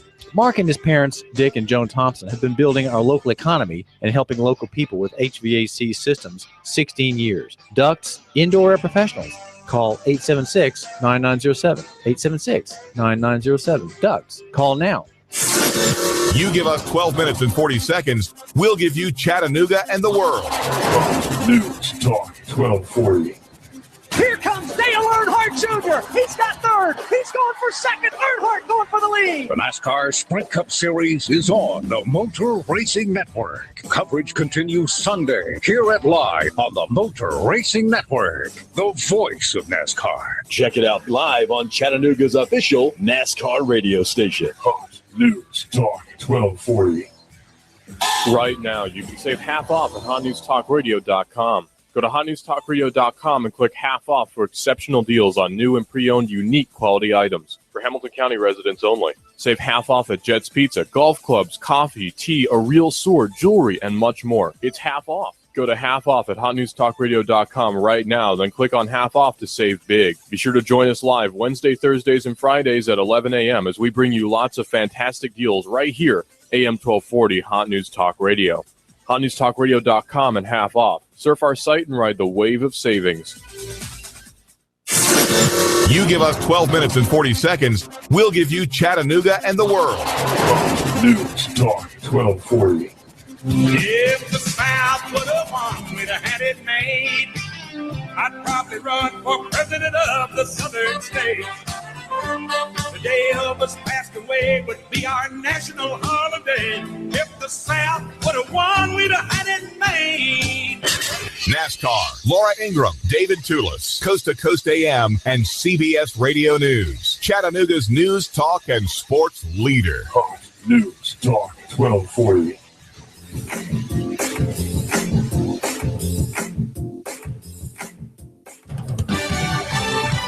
Fox News Radio, I'm Lillian Wu. More arrests during a fourth night of demonstrations in Ferguson, Missouri. 23 people arrested overnight throughout the entire day yesterday. About 150 people wound up behind bars here. We're still in a state of emergency here after there were some tense moments last night. Just after 10 p.m., that's when protesters turned violent. They started throwing rocks. They started throwing frozen water bottles, even pieces of asphalt. Fox's Will Carr, no drinking water from two rivers hit hardest by the Colorado mine waste Water spill. authorities in California have reached out to the EPA now over concerns about what this could possibly mean for the millions of people who depend on the Colorado River. EPA regional administrators say the toxic water will reach Lake Powell, and Cruz will begin monitoring things there. Fox's Alicia Cunha in the Denver Bureau, and productivity ticking up 1.3% in the second quarter.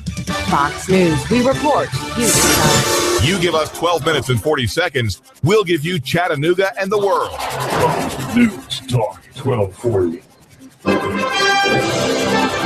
Live from Chattanooga, Tennessee, it's Nooganomics with David Tulis. If I'm right about the pending economic disaster, you need to have a plan B. And plan B for folks who can't come up with their own business or business idea would be having a franchise. And in Chattanooga, your franchise source is Entrepreneur Source with Bruce Krebs. Call Bruce today at 875-5621. Bruce Krebs, 875-5621. And he will get you into a franchise that fits you. If you need help with your numbers, there's a numbers guy here in Chattanooga as well that helps small businessmen and high net worth individuals. His name is Eric Pelton. Eric runs EJ Pelton Company. The numbers guy's website is ejpelton.com, and his telephone number for calling Eric Pelton is 622-3156. That's 622-3156. Make sure you eat out today at Delia's, the authentic Mexican restaurant. Mention David Tulis, that's me, or if you can remember my name, to the waiter or waitress, and you'll get the free iced tea. Do appreciate your giving us a few minutes of your time. We have the idea here at Hot News Talk Radio that near is better than far, that small is better than big, that simple beats complex. And in the footnotes, which I always like, having made my argument in 3 points and no more, there's this: personal is better than corporate and physical than abstract. That's the theory of local economy in the free market here in Chattanooga and beyond. If you're beyond, that's quite all right. We have on the phone a writer and a belligerent claimant in person, a man who's often in court making an argument for the marketplace and for liberty. His name is David Myrland. David, in 2012, Governor Bredesen had a paper that is called the State of Tennessee Strategic Highway Safety Plan. And he says in it that the highway is, quote, and I think the quote you'll really like, the entire width between boundary lines of every way publicly maintained. No, sorry, wrong quote. He said, I lost the quote here, but he said essentially that, here it is, that a traffic way is any road, street, or highway open to the public as a matter of right, he says, or custom for moving persons or property from one place to another. What does "as a matter of right" mean? And how is it that that my listener might be charged with a crime if he drives without a state form of permission called the driver license? David Myrland.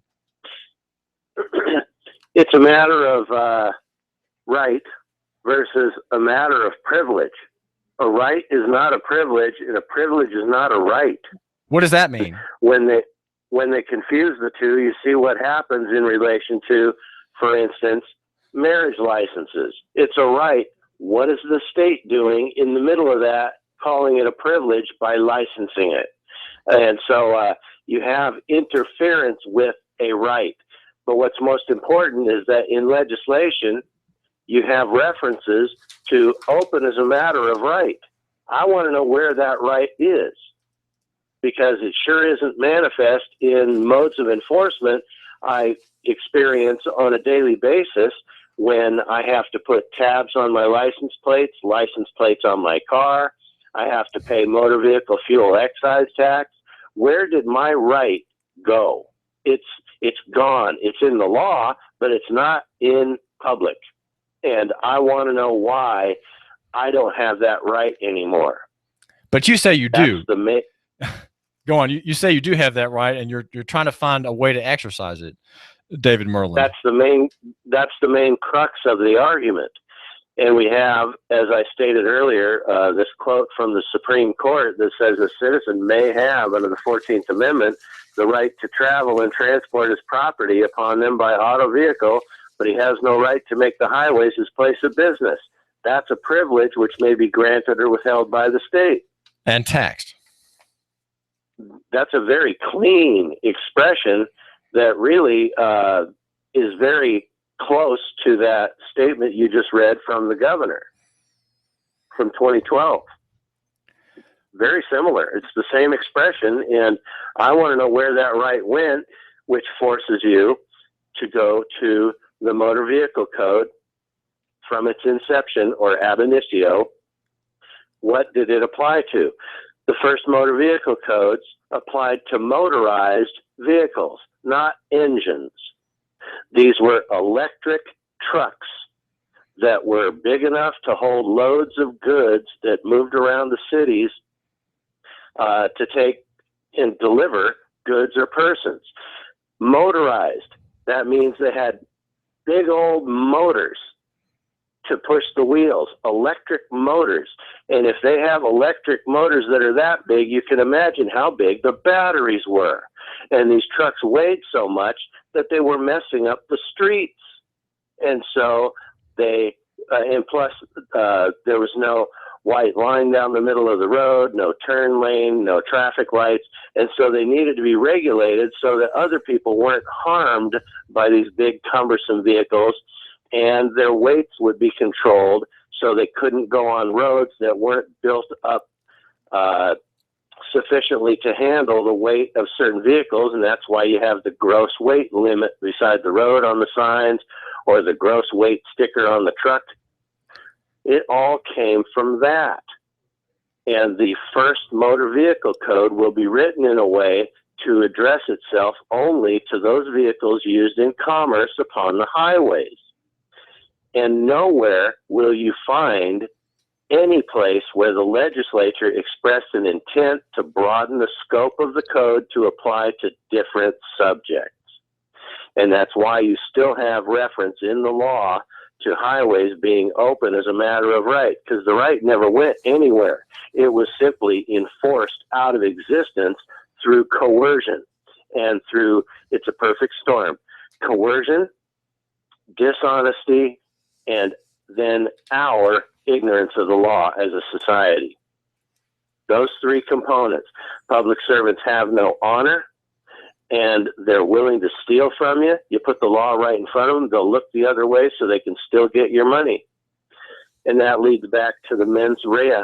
Did I have intent to violate the law? I've studied the law. Here it all is, Your Honor, in brief, and you put it in front of them, and they can't deny it. And you have this decision from June 1st of this year, conviction overturned, and the court, Supreme Court, said that you have to intend to break the law.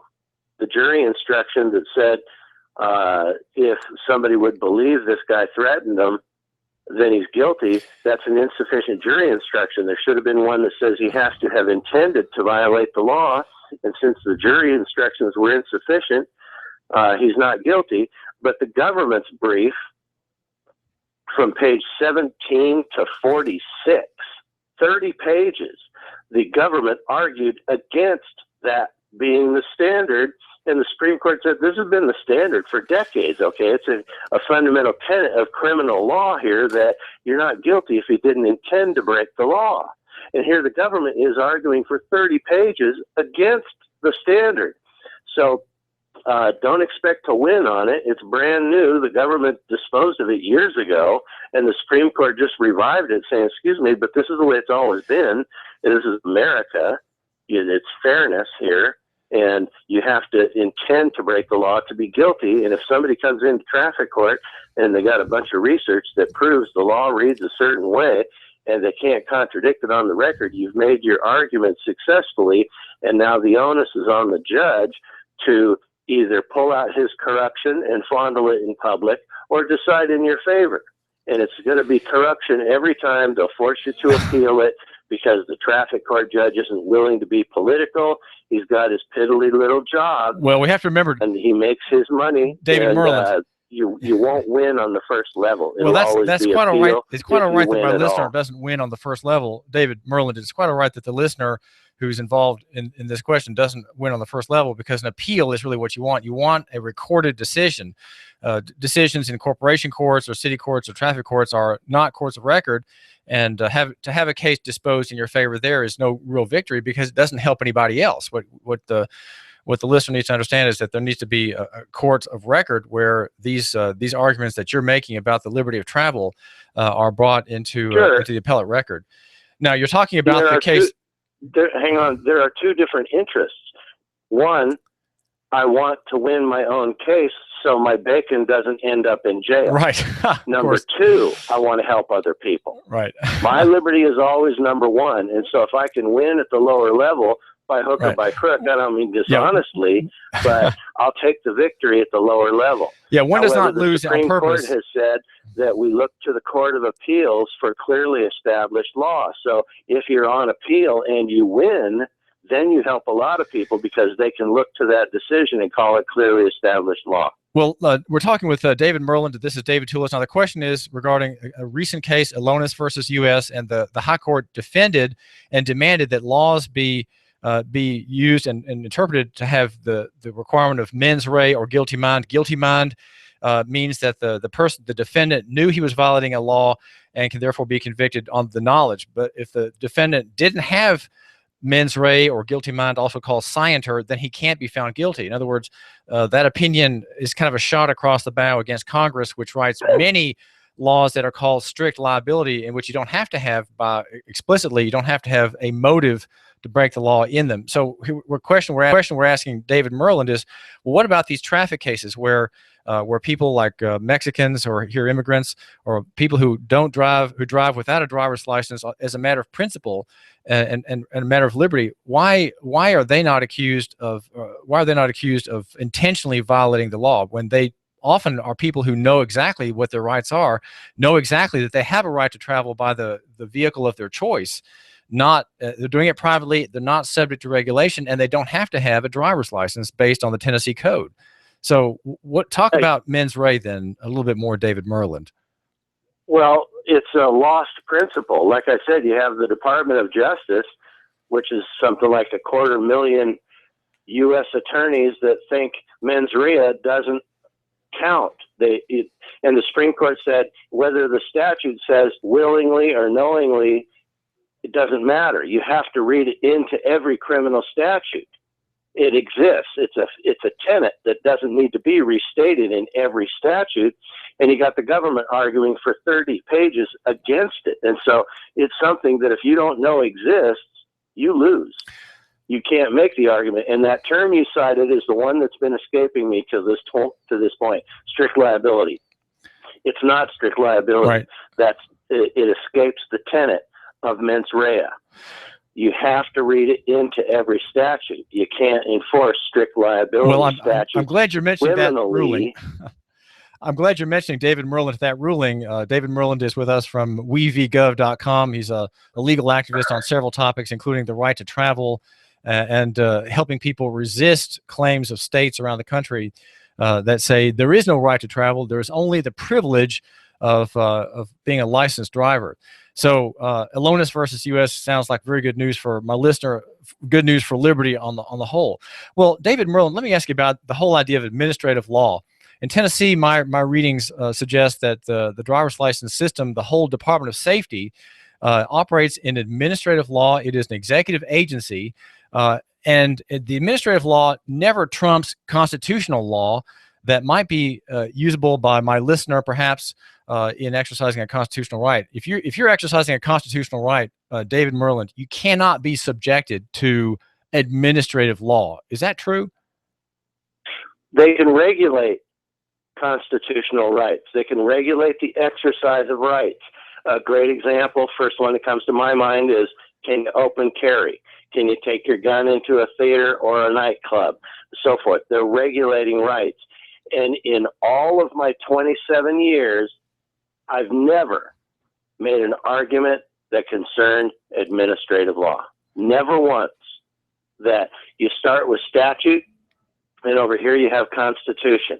And where they conflict, you make an argument. The administrative agency always has to follow statute. So it doesn't matter to me what administrative regulations they've written, what administrative law they're going by. If it's contrary to statute, it's unlawful. If statute is unconstitutional, it's void.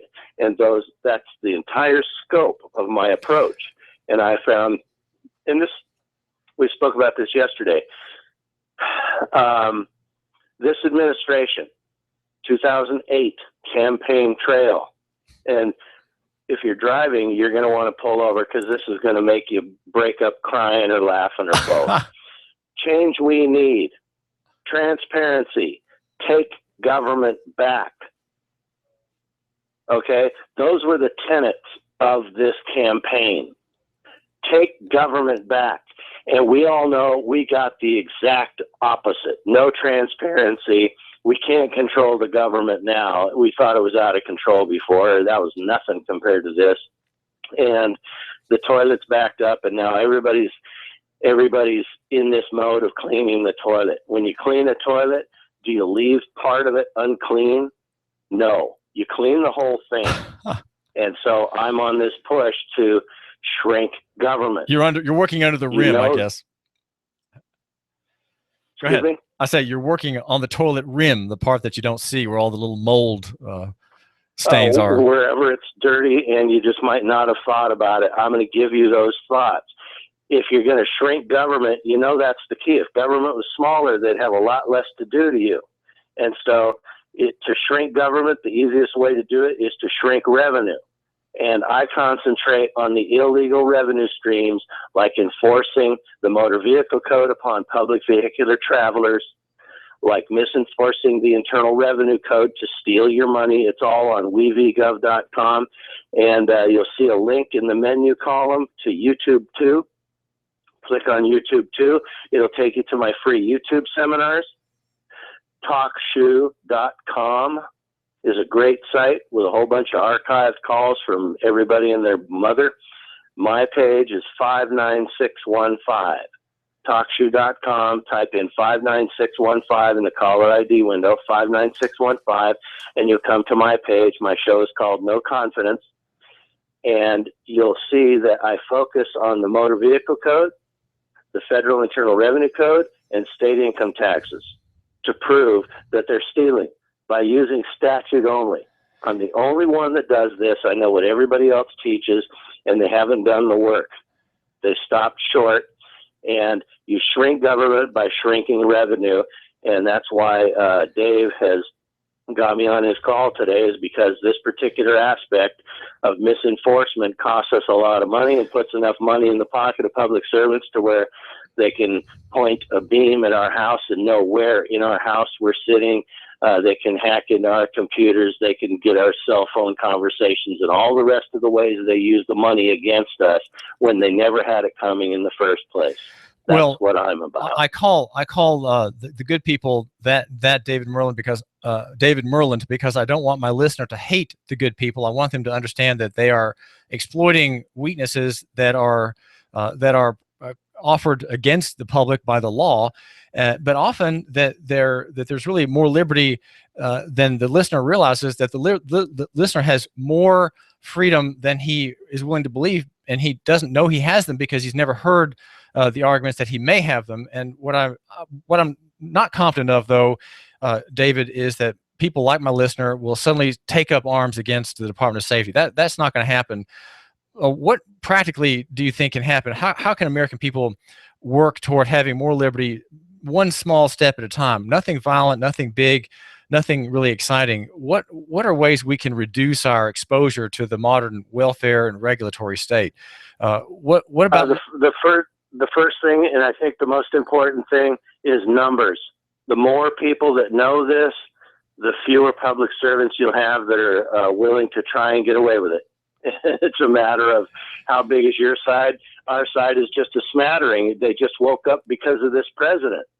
And before that, they were all asleep. And now a lot of people are more disgruntled than the number of people that were disgruntled before because of the outrageous conduct, the militarization of the police, the abuses that we see in different states. You had the Wisconsin state police and municipal police going retaliating against people that came out against the police union. Just different instances all over the United States and the federal government out of control and into things they shouldn't even be involved in, and prosecuting parents for letting their children play alone in the park. Hello? And so a lot of people are waking up, and if you couple their apprehension of government and their displeasure with knowledge, you have a much more effective protester. And so numbers, the more people that know a couple of very simple arguments, they can begin to turn the tide against illegal revenue streams. So what you're suggesting, David, is that if we say no to the good people, that we say no with a bit of information under our belts, a bit of sense of how the law really works. And the last thing, though, my listener wants to be is a defendant. That's the last thing he wants to be. And the last thing he wants to be is to not renew his driver's license when it comes due every 4 or every 5 or 6 years. He doesn't want to be that kind of person. On the other hand, he knows he has a stake in the things you're describing. We have a stake in what you're saying, but we just don't know how to get there. We don't know how to use these legal points to our advantage. We don't know how to say no and make it stick. And so you educate your public servants along the way before you become a defendant, before you take the plates off your car. You send a bunch of letters with information to your state legislators and say, where, since this first motor vehicle code, did the legislature broaden the scope to include vehicles other than those engaged in commerce? And if you can't say where, I need you to send a notice to my local cops telling them to leave me alone when they see me with no plates. Come on. Well, those are a few people. And you engage them and start a dialogue, and it's civic duty. You're picking up the handles of civic duty, and you're turning the crank. I'm a homeschool dad. I'm a homeschool dad, David, and that sounds like a great senior project for a 17-year-old to read the law, say, I'm going to start driving without a driver's license, and I'm going to have these grounds. And the thing is that you can establish your good faith. You can establish lack of scienter, lack of mens rea, that is to say the guilty mind. A good high school homeschool project would be, I want to establish that I do have this right, and I'm going to have my notebook in the car with me at all times, and I'm willing to be subjected to arrest. I'm willing to be subjected to citation. If I'm cited to traffic court or city court, I'll waive the court and demand to be indicted, and so on. And that way, that's a great legal education for a young person, 17 or 18. It could be done as a great high school project by some libertarian or liberty-minded young person, David Myrland of wevgov.com. So what do you think? What you just did was brilliant, and it has a very particular name. It's called Dianetic reasoning. You have one conclusion, and then you have another conclusion, and therefore the third conclusion. And what you just did was you said, okay, I'm going to do this. It'd be a great project, and if you can't deny it, do I have mens rea? And exactly. That's adding one to the other to equal the goal. That's great. It's jurisprudential addition. It's mathematics, law style. That was great. Well, listen, I do appreciate your talk with my listener and me, David Myrland. Give your website one more time. wevgov.com. wevgov.com. My TalkShoe page is 59615. On wevgov.com, on the left-hand side in the menu column, you'll see a link that says YouTube 2. It'll take you to my free seminars on YouTube about income taxes, and there's one on public vehicular travel. I hope you enjoyed the site. There's a ton of information there, and it's about civic duty. It's a duty we all have, and I'm trying to propagate it in the minds of those who still have hope. David Myrland is a definite troublemaker out of Seattle. And David, we thank you for joining us here at the David Tulis Show. Call me anytime, understand? David Tulis is my name. I do thank you for giving us a couple minutes of your time. We've been talking with a man who's a dissenter. He says no. He is a belligerent claimant in person. He stands on his rights, and he says that, no, I'm not going to go along with this plan. I'm not going along with this form. Make me and show me. Show me is his big catchphrase, I suppose.